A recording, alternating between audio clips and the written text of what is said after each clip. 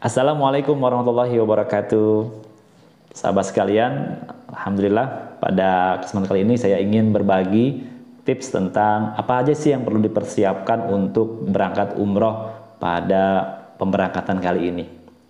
Nah, sebelumnya saya ingin sampaikan bahwa kita mendengar kabar, insya Allah ini valid, bahwa jemaah Indonesia akan berangkat umroh perdana di tahun 1443 Hijriah ini, kalau tidak salah di bulan Desember ini tanggal 23 Desember.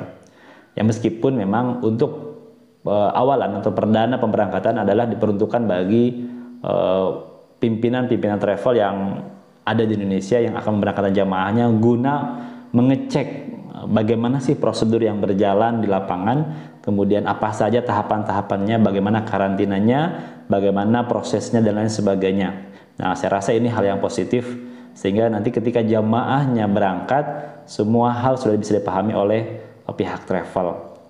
Nah, jadi insya Allah tanggal 23 Desember merupakan pemberangkatan perdana dari Indonesia. Lalu kapan jamaah umroh yang lainnya? Bila tidak ada halangan dan tidak ada hambatan, insya Allah di awal-awal Januari itu akan sudah mulai berangkat. Karena saya sudah mendengar juga banyak travel-travel yang sudah mendapatkan perjalanan visa untuk ke Saudi Arabia melaksanakan umroh di bulan Januari, di awal Januari. Lalu pertanyaannya, apa saja yang harus kita persiapkan bila kita sudah berencana ingin berangkat umroh pada tahun ini atau tahun depan? Yang pertama adalah tentu kita harus persiapkan paspor. Ya, paspor. Kenapa paspor itu penting? Jelas paspor merupakan sesuatu yang harus diupayakan sebagai syarat untuk perjalanan ke luar negeri.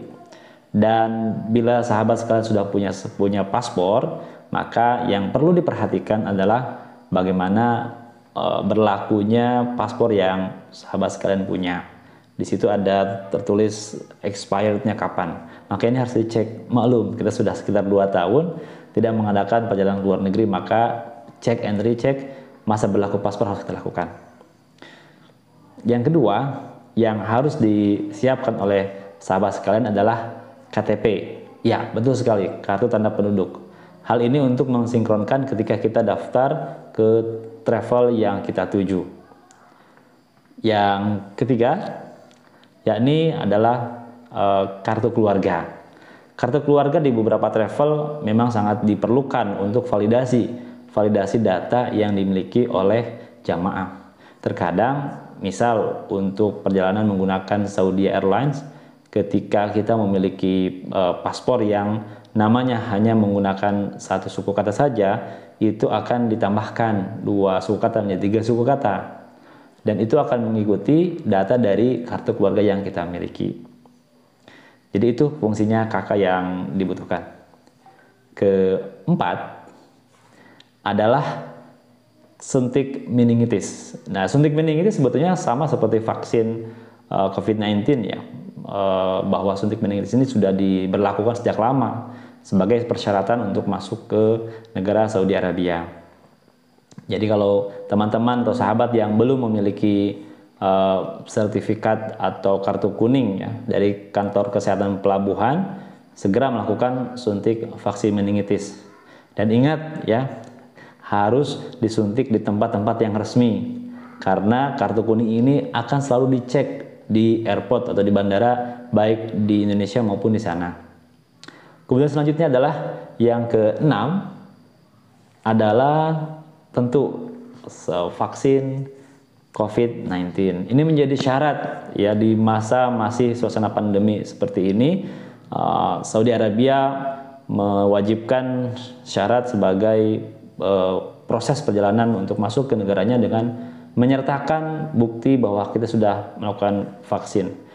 Yang kita dapati informasi mengenai vaksin COVID-19 ini, ada banyak yang sudah diakui oleh Saudi Arabia, hanya perbedaannya adalah terletak pada jenis vaksin yang menjadikan perlakuan berbeda. Contohnya misalkan kita di Indonesia terutama ya, yang menggunakan banyak sekali vaksin Sinovac atau Sinopharm itu memang ada semacam karantina ya,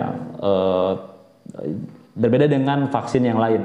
Vaksin Sinovac ini diberlakukan karantina selama 3 kali 24 jam. Nah, namun di hari ketiga setelah 2 kali 24 jam itu kita dites PCR, bila negatif itu boleh langsung melaksanakan umroh.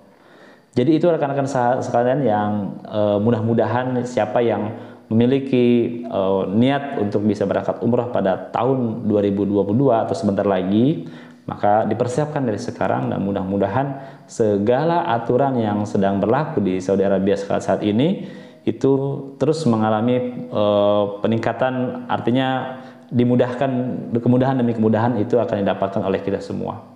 Saya doakan semoga diberikan kelancaran dan dimudahkan oleh Allah Subhanahu wa taala. Terima kasih dan selamat menikmati perjalanan menuju Baitullah.